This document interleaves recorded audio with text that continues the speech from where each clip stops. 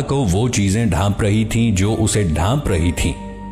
یہاں قرآن ان چیزوں کا نام نہیں لیتا، نہ ان کی شکل بیان کرتا ہے، نہ ان کا رنگ، نہ ان کی تعداد۔ گویا انسانی زبان ان مناظر کو بیان کرنے سے قاصر ہے۔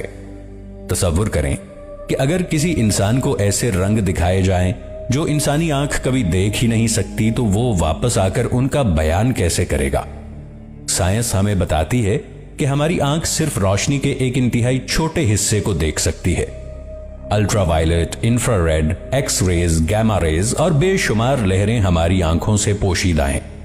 بعض جانور وہ چیزیں دیکھ سکتے ہیں جو انسان نہیں دیکھ سکتا۔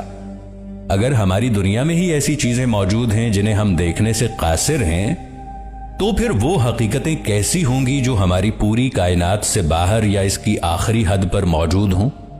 یہی وجہ ہے کہ سدرۃ المنتہا کو صرف ایک درخت سمجھ لینا شاید اس کی عظمت کو محدود کر دینا ہے۔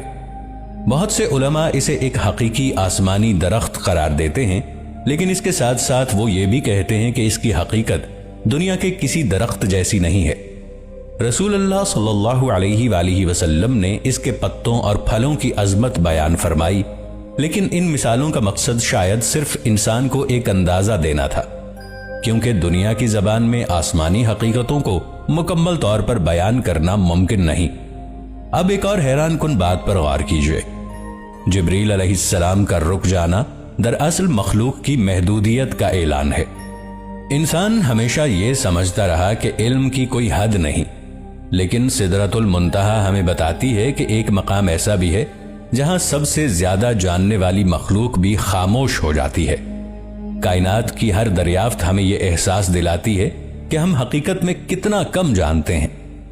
لیکن اگر پوری کائنات ایک کتاب ہے تو شاید سدرۃ المنتہا اس کتاب کا آخری صفحہ نہیں، بلکہ وہ مقام ہے جہاں کتاب ختم ہو جاتی ہے اور حقیقت شروع ہوتی ہے۔ وہاں شاید فاصلے کا کوئی مطلب نہیں رہتا، وہاں شاید وقت اپنی اہمیت کھو دیتا ہے، وہاں شاید روشنی بھی اپنی موجودہ شکل میں موجود نہیں ہوتی۔ اور یہی وہ مقام ہے جہاں رسول اللہ صلی اللہ علیہ وآلہ وسلم کو وہ عظیم نشانیاں دکھائی گئیں جنہیں قرآن آیات کبریٰ کہتا ہے۔ کون سی نشانیاں، کیسی نشانیاں؟ قرآن خاموش ہے، لیکن شاید یہی خاموشی اس مقام کے سب سے بڑے راز کی حفاظت کر رہی ہے۔